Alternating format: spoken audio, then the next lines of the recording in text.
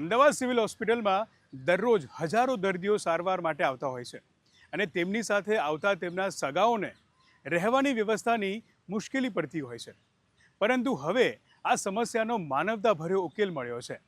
Civil હોસ્પિટલમાં શરૂ થયું છે રેન બસેરા, જ્યાં દર્દીઓના સગાઓને 80 રૂપિયામાં 24 કલાક રહેવાની સુવિધા મળશે। સિનિયર સિટીઝન્સ, મહિલા, પુરુષ બધા જ માટે રેન બસેરામાં ખાસ વ્યવસ્થા કરવામાં આવી રહી છે, જે આરોગ્ય સેવામાં માનવતાનું અનોખું ઉદાહરણ બની રહ્યું છે। અમદાવાદ સિવિલ હોસ્પિટલ દેશની સૌથી મોટી હોસ્પિટલોમાંની એક, જ્યાં દરરોજ હજારો લોકો સારવાર માટે આવે છે, પરંતુ અહીં વર્ષોથી એક મોટો પ્રશ્ન રહ્યો છે: દર્દીઓ સાથે આવેલા તેમના સગાઓ માટે રહેવાની વ્યવસ્થા।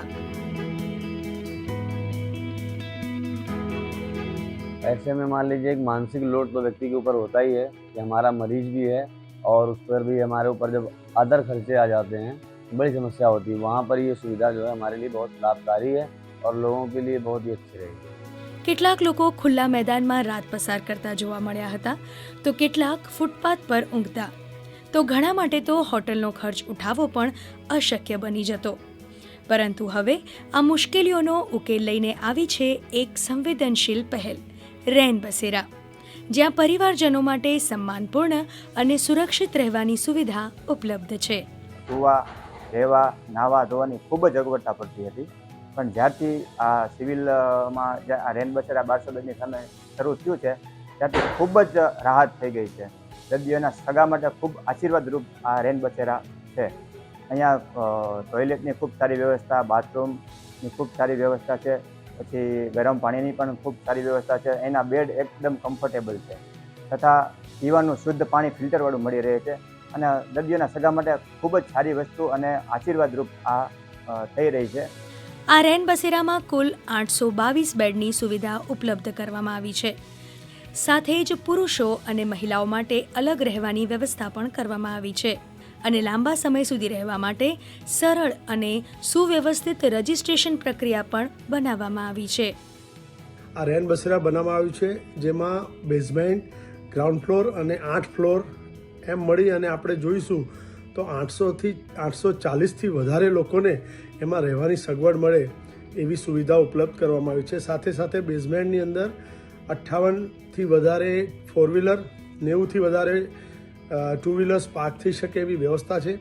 ગ્રાઉન્ડ ફ્લોર ઉપર જોઈએ તો 250થી 300 લોકો એક સાથે બેસીને જમી શકે એવા ડાઇનિંગ હોલની વ્યવસ્થા છે। સાથે સાથે કિચન અને બીજી જે સગવડોની જો વાત કરીશ તો સીસીટીવી કેમેરાસથી આખું જે રેન બસેરા છે એના ઉપર નિગરાની રાખી શકાશે।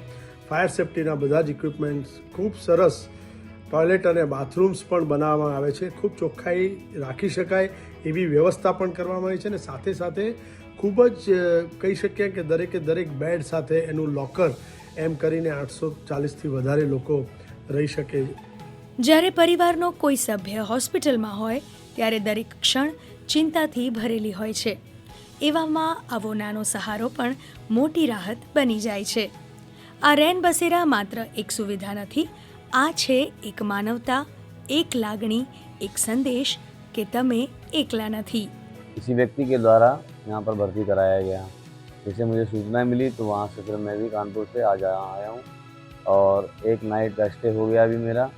और जैसा कि आप देख रहे हैं यहाँ पर बहुत ही सुंदर व्यवस्था हॉस्पिटल के द्वारा प्राप्त हो रही हैं और बहुत ही कम पैसों में और बहुत अच्छी व्यवस्था, जहाँ पर नाइट स्टे भी है और डे स्टे भी मेरा आराम से हो जाएगा उपलब्ध। मुझे यहाँ पर लॉकर की सुविधा भी है और एक बेड मिला हुआ है, अटैच लैट्रिन बाथरूम भी है, और जो कि हम अगर बाहर कहीं लेते हैं तो ये 1000 रुपये या 1100 रुपये में हमें प्राप्त होता है, जो कि हमें 80 रुपये मात्र में प्राप्त हो चुका है, जो कि एक यात्री के लिए बहुत अच्छी सुविधा है।